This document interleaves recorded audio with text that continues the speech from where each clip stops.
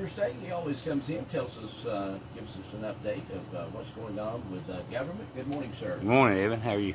Doing good, doing good. Appreciate you coming in, and I know a lot of activity, a lot of things are going on right now during the summertime.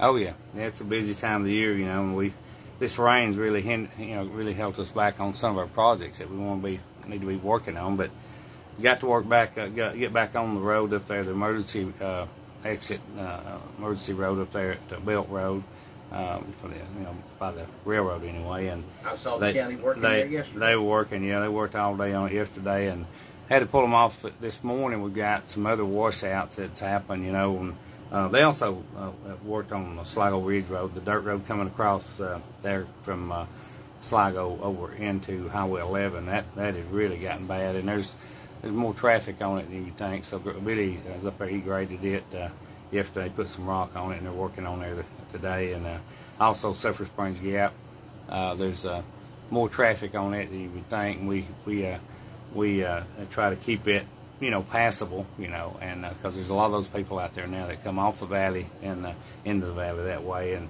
so, but we just, the rain really is, well, it's not just us, it's construction. Anything out you're doing outside, those evening rains that we have is really hindered us.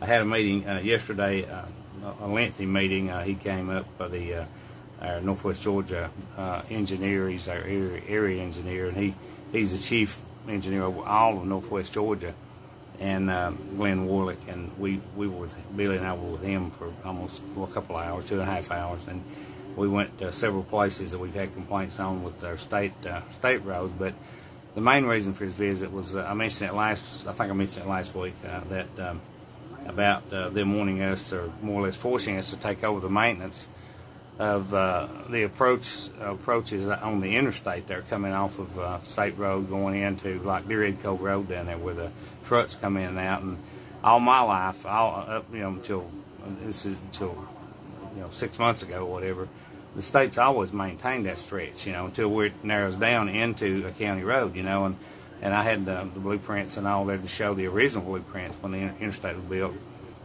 showing where the actual county access and state access starts and county access starts. So anyway, he told me, he said, all over Georgia now, he don't know of any county that's got an interstate running through it now that they don't maintain all the way up to the bridge, where the bridge starts, And you might not think that's a big deal, but it is a big deal. It's tremendous amount of money that's going to cost us just to grind that down and fix that down, because it's gotten in bad shape. So the city would be responsible here. The city would be responsible in the city of Trenton, but Sligo, Highway 299, and Rising Fall would be the county. Yeah, well, 299, fortunately, thank goodness, that is a state road. That's right. It's that would be big. Daniels Road would be Daniels Road is Sligo one. Overpass. And we've got some issues up there right now with a culvert there under Daniels Road, a state-built culvert, and it's on state right-of-way. That's what we showed him, because the state right-of-way markers, we went back the other day and we cleaned out and found every right-of-way marker, and I pinpointed them on those plans that were put in back in 1963, 64, 65, right in there when they first started clearing the interstate. And he said, well, the state owns a lot of right-of-way that they don't maintain. Just kind of left it at that. So anyway, I've got to be in Atlanta in the morning, and I'm going to pay a visit there with our commissioner down there and just talk to him about it, because we're looking at just that one exit down there. It'll be in the $125,000, $130,000 range just to fix that, just to do, put it back.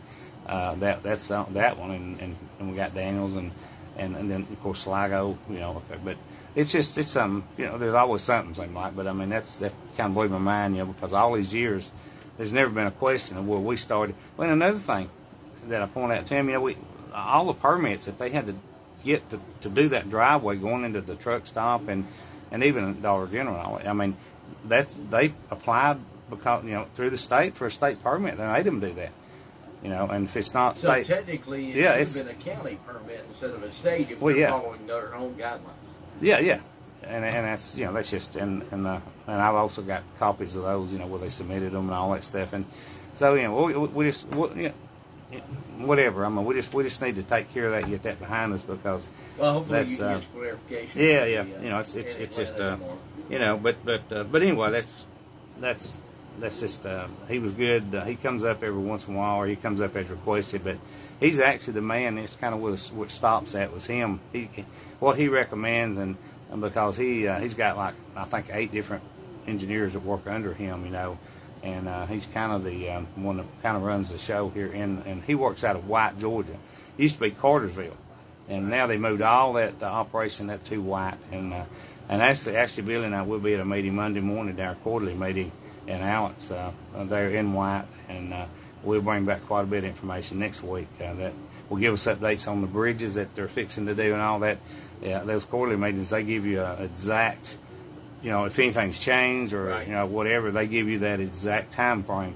So next Thursday, I'll have a pretty good report on that, Yeah, we got about a minute and a half. Yeah. What's the latest you can tell us on, like, the voter registration office? I know that's a top priority. We would be right now. He would be over there right now digging. I mean, if it was not for these evening storms, and as soon as they get this off our mind, probably by Tuesday or Wednesday, because we're into we're at the end of the week. It's hard to believe.